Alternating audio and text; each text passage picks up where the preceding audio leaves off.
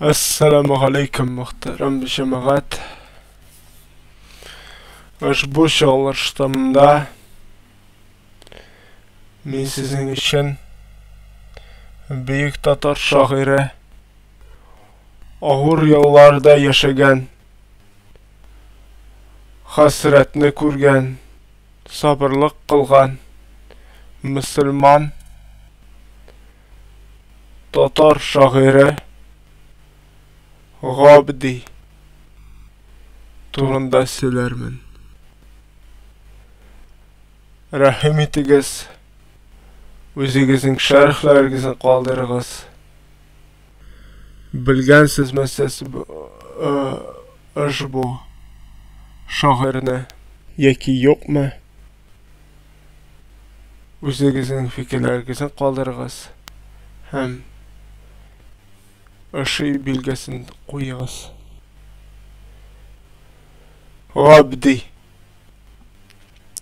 G'obdiyning tug'an yılın o'zining ijodini foydalanib 1679-yilda tug'an deb belgilaylar.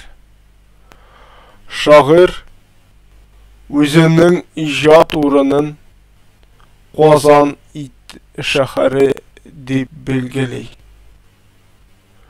Yaxshi otang shigoruban, o'zing ishin ot Qozon. Miskin G'obdiy, ta'rif nima? Shahring Bulg'ay ham Qozon. Ta'rif nima? Nima ul name ul farsi so'zi ism deb anglata. Ta'rif ul belgili. Anlamasınız so'zlarni. Muallif ijod etgan vaqt Tatar xalqi turmushida bekovor shir bo'lgan. Ushbu og'ir holni ul jirdagi kishilardan tugul, Allohdan deb o'ylay. Ham musulmonlarni sabrlikqa chaqira. Musulmonlar, sabr qiling. Og'ir bo'ldi bu davr. Har ne bo'lsa Alloh dindir. Demangiz kafir g'avir. Bir-biringiz orasida qilmag'iz zulm jabr.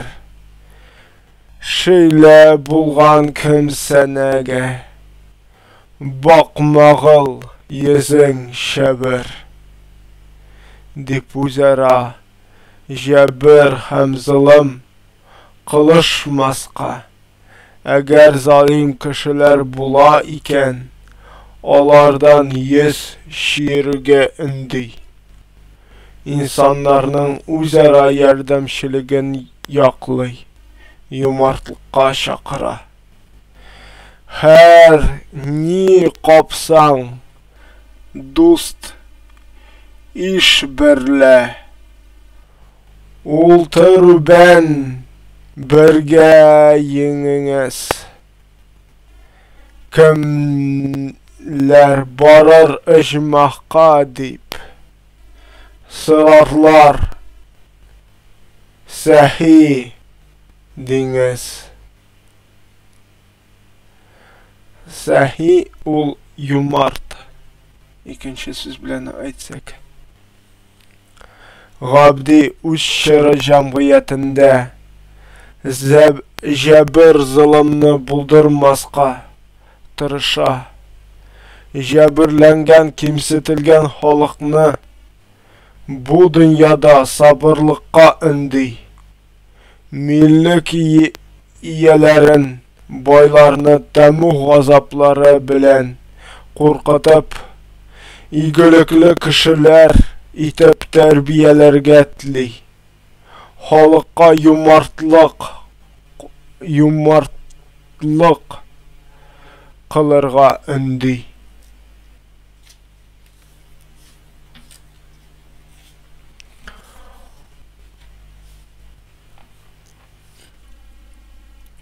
Су ашат халайыкка нигъмәтең булса.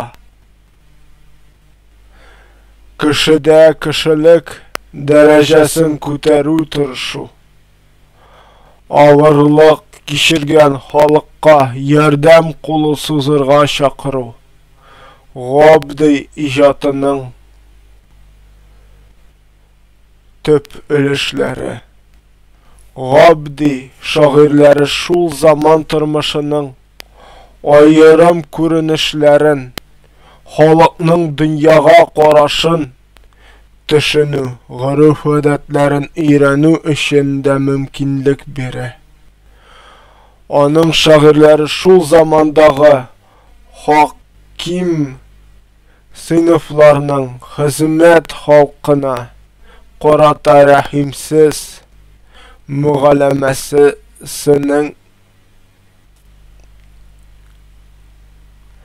мөгаләмәсен күз алдына китерергә дә ярдәм итә.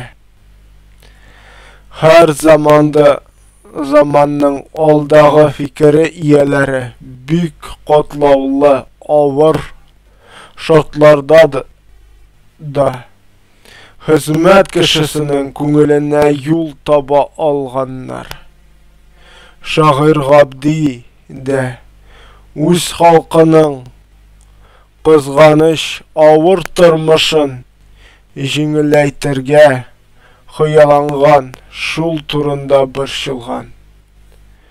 Габди үзеннән күп гасыр алдарак булган татар поэзиясе казанышлары җирлегендә шагыйрь булып күтәрелгән. Үзе дә аның үсешенә тәэсир иткән.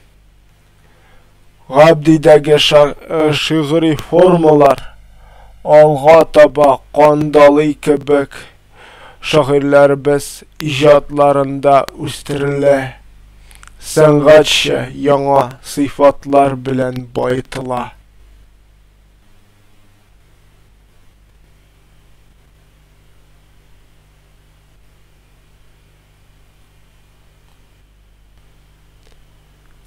Хөрмәтле тыңлаучым, хөрмәтле җәмәгать, Габди, күрәбез, Габди 17-нче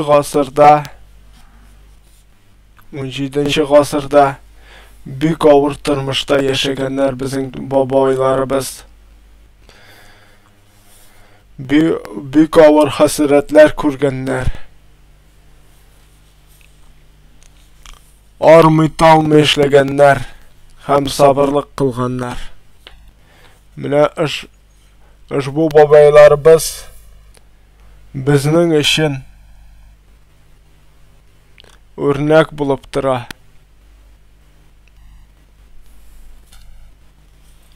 Мөселман милләтенең бер өлеше булып тора. Онытмыйкчы аларны һәм үзебезнең дугаларыбызда һәм сүзләребездә һәм телләребездә саклыйк. Без рәхмәт игътибарыгыз өчен. Бүгенге чыгылышым Габди шагыйре турында булды. Менә шундый безнең тарихыбыз.